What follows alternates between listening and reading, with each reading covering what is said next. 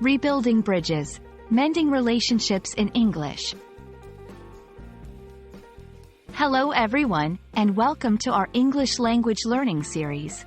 Today, we're going to explore a fascinating phrase, rebuilding bridges.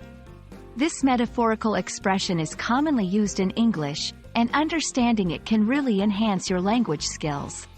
So, let's dive in and discover what it means to rebuild bridges. Rebuilding bridges is a metaphorical phrase. It's derived from the literal action of constructing a bridge over a barrier, like a river. In this context, however, the phrase isn't about physical construction. Instead, it symbolizes mending relationships or restoring connections that have been damaged or broken.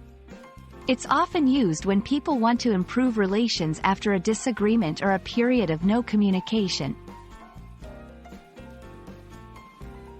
You'll hear rebuilding bridges in various contexts, especially in personal relationships or even in professional settings.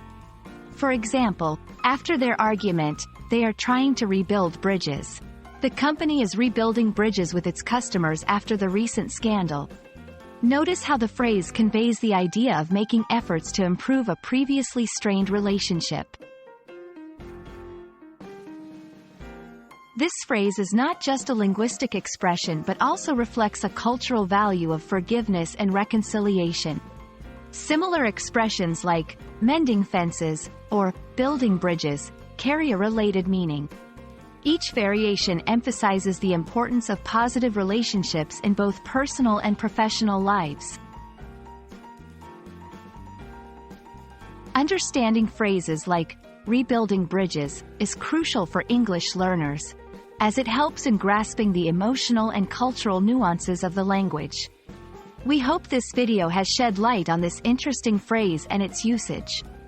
Keep practicing, and you'll soon be building and rebuilding bridges in your own conversations.